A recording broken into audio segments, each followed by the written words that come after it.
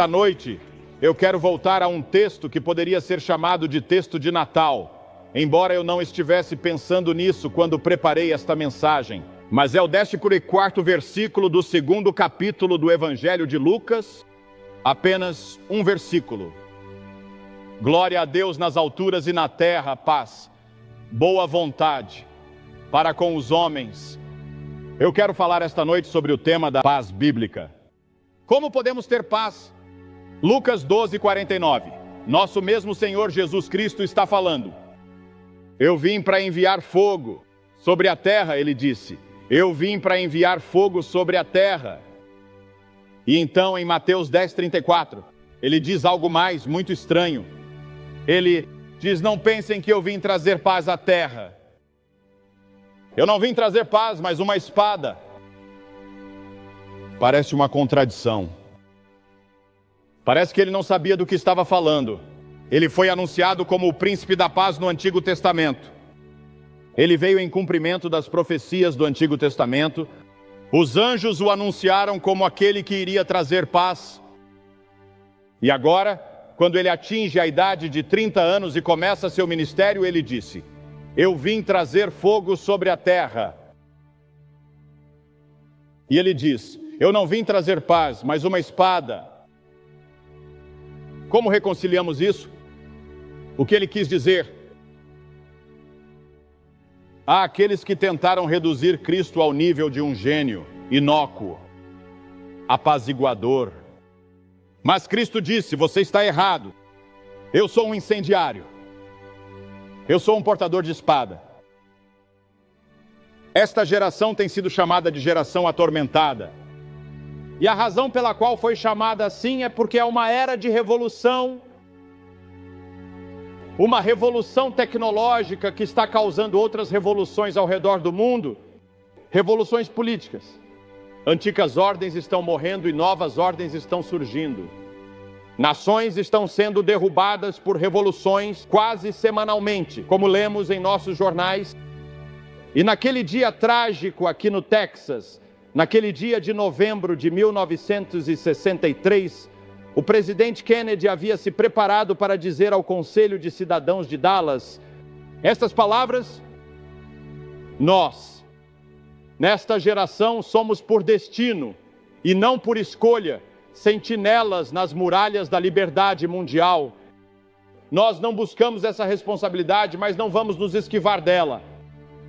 Século XX será chamado de século da revolução. E toda a ordem mundial está mudando e mudando rapidamente agora.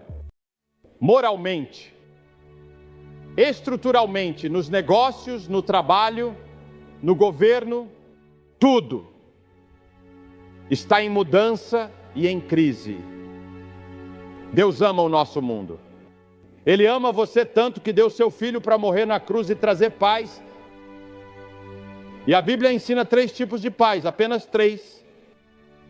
Primeiro, a paz com Deus. Portanto, sendo justificados pela fé, temos paz com Deus por meio de nosso Senhor Jesus Cristo, disse o apóstolo Paulo em Romanos 5:1. A maior necessidade que você tem agora à noite como indivíduo é a paz com Deus. Você diz: bem, Billy, eu não estou em guerra com Deus. Sim, você está. Você pode não estar consciente disso. Deus chama isso de guerra porque você está em rebelião contra Ele. Você não faz a vontade dEle. Você não entregou sua vida a Ele como Senhor, Mestre e Salvador. Você é membro da igreja. Você é uma pessoa bastante decente, mas a Bíblia diz que nem mesmo conhecemos nossos corações. Nossos corações são enganosos e desesperadamente maus. Agora, é assim que Deus vê isso. Eu vou à Clínica Maio para um exame e eles sempre me fazem uma radiografia e geralmente encontram algo errado em algum lugar dentro de mim. E em 2 ou 3 ocasiões eles operaram por causa do que eles viram na radiografia. Eu não sabia que estava lá, mas a radiografia mostra isso. Você vê, você não sabe que está rebelando contra Deus. Você não está bem consciente disso. Você não está sacudindo o punho na cara de Deus. Mas você não está vivendo de acordo com a palavra de Deus. Você não está dedicando tempo à oração. Você não está dedicando tempo ao estudo da Bíblia. Você não está dedicando tempo para ganhar almas. Você não está dando tudo que você poderia dar. E assim Deus olha para você e Deus pronuncia o veredicto. e o diagnóstico é que seu coração é pecaminoso. Esse é o diagnóstico de Deus. É assim que Ele olha para você. Ele diz: você é um pecador, você quebrou minhas leis, você está em rebelião contra mim, e o que você precisa é de reconciliação.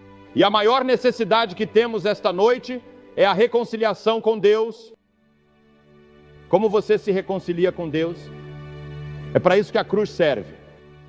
Na cruz, o Senhor Jesus Cristo estendeu uma mão e pegou a mão de Deus.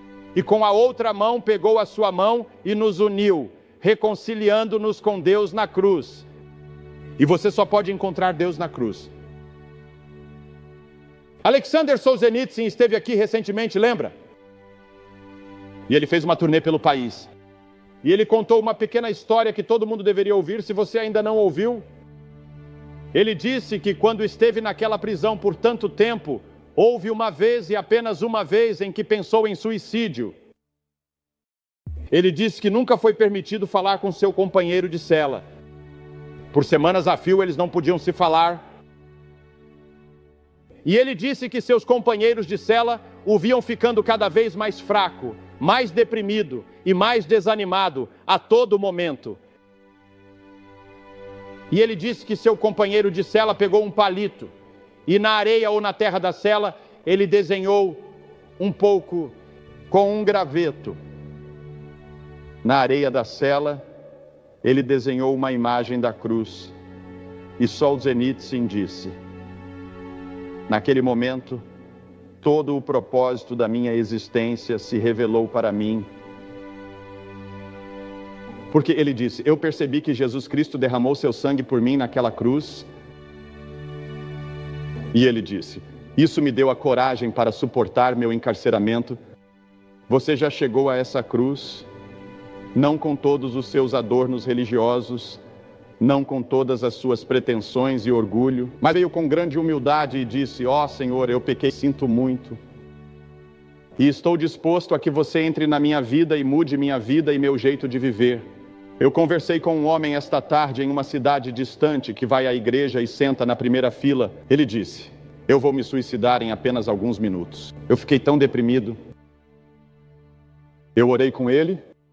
Ele prometeu esperar pelo menos mais 48 horas antes de cometer suicídio. As pressões da vida estão te apertando assim. A taxa de suicídio neste país está aumentando a cada hora, à medida que as pessoas chegam ao limite de si mesmas.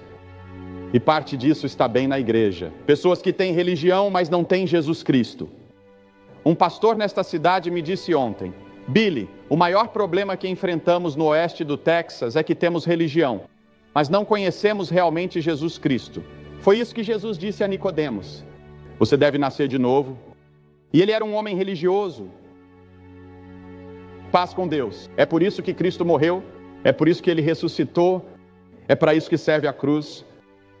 Cristo fez a parte dele na cruz morrendo por você, agora você deve recebê-lo. Você vê, Deus está disposto a te oferecer um perdão, Ele te perdoará e te absolverá. Mas mais do que isso, Ele vai te mudar aqui e agora. E você começa a vida eterna, não quando morre. Você começa a vida eterna esta noite, agora mesmo. E você pode ter o céu na terra. Alegria, paz e segurança em meio a um mundo que está desmoronando. Na verdade, é isso que paz significa.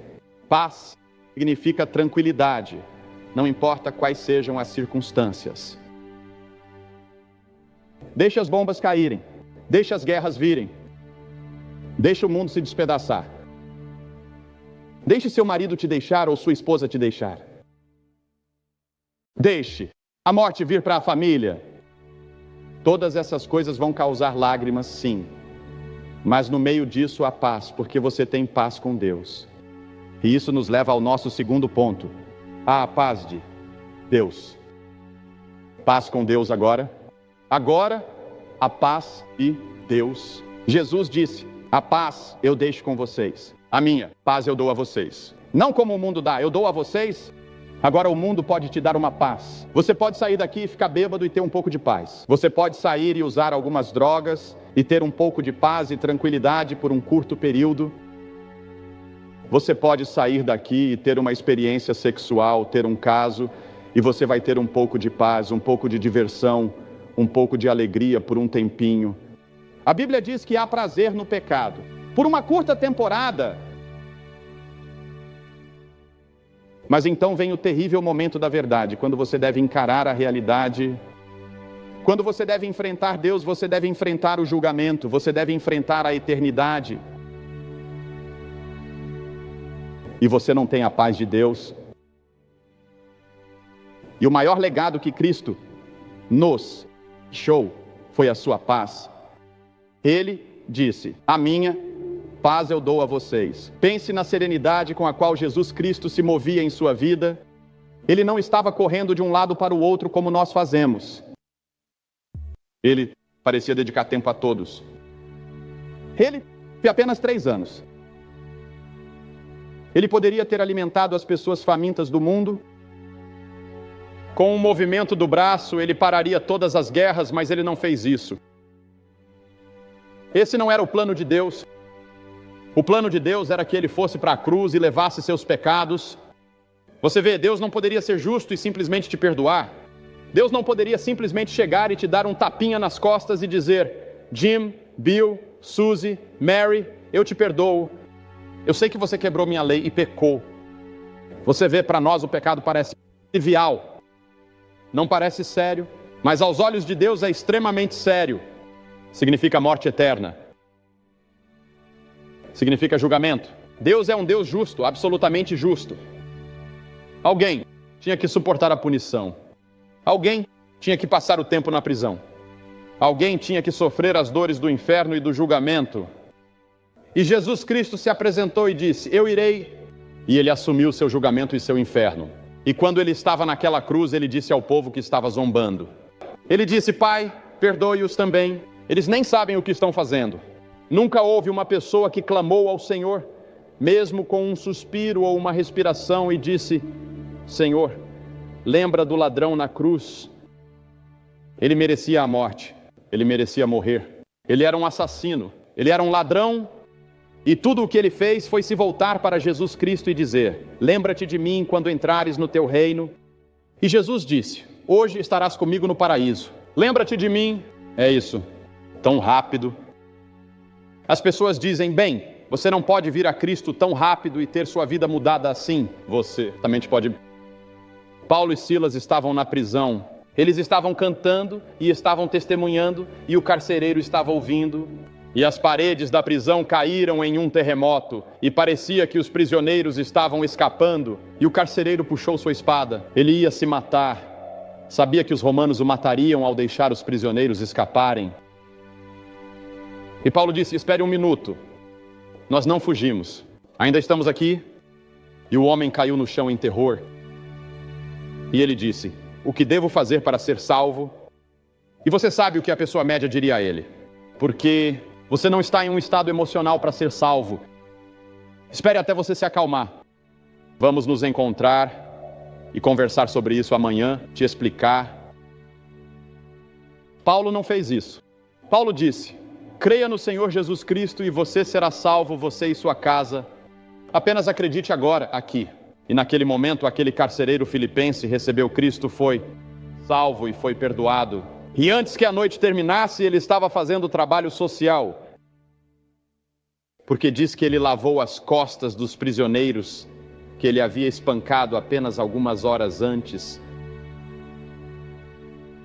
Assim sua vida pode ser mudada.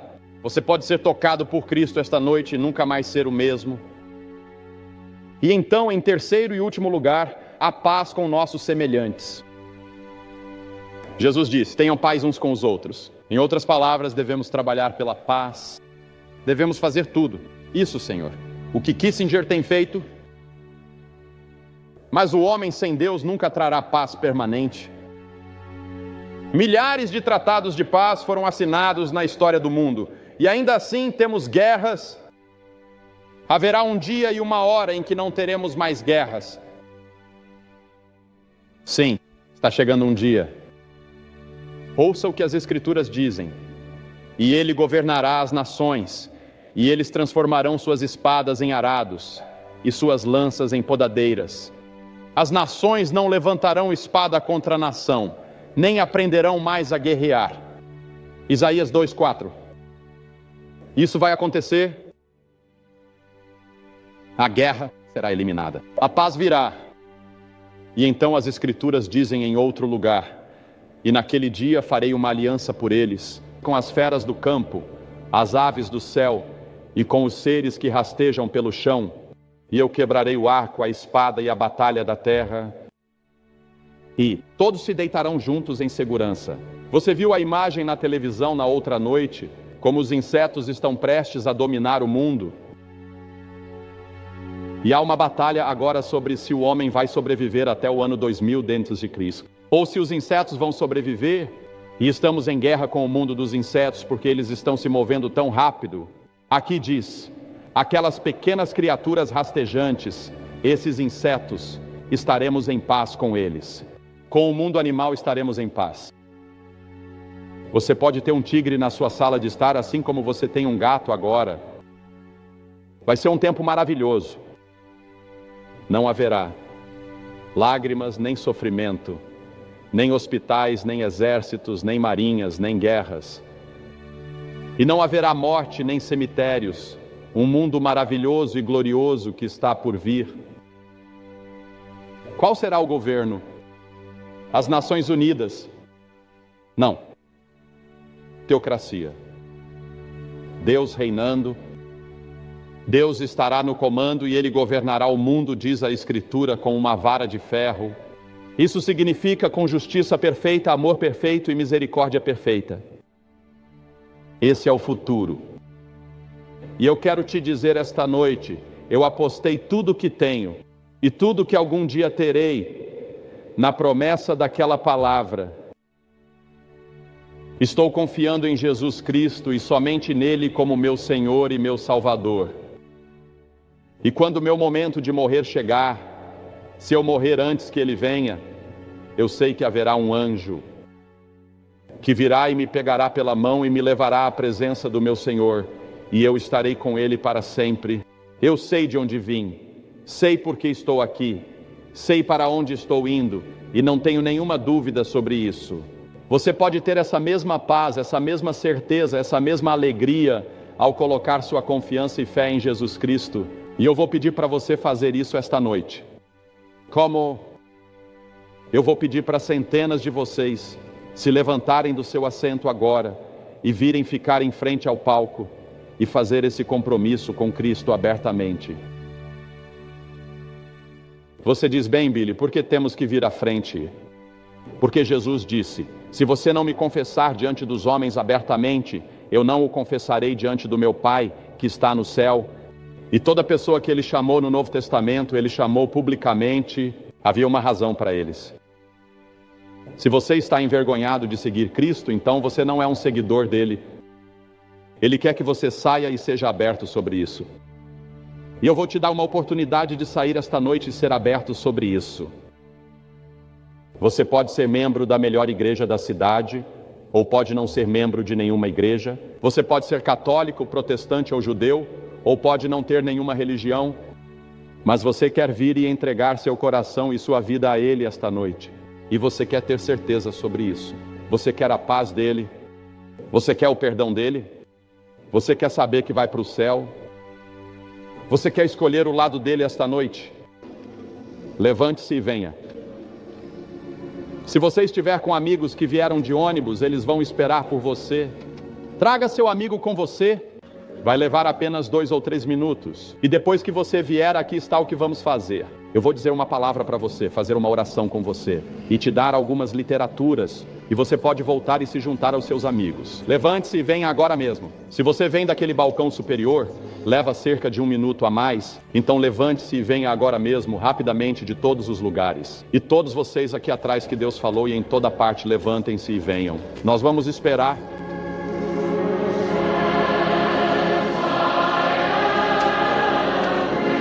Você pode fazer esse mesmo compromisso bem onde está.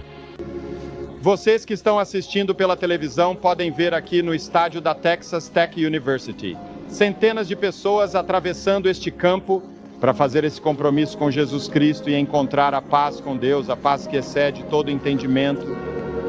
Essa paz, esse propósito, essa alegria podem ser seus Onde quer que você esteja, em um quarto de hotel, na sua sala de estar, no seu quarto em casa, você pode dizer sim para Cristo. Deus te abençoe e não se esqueça de ir à igreja no próximo domingo.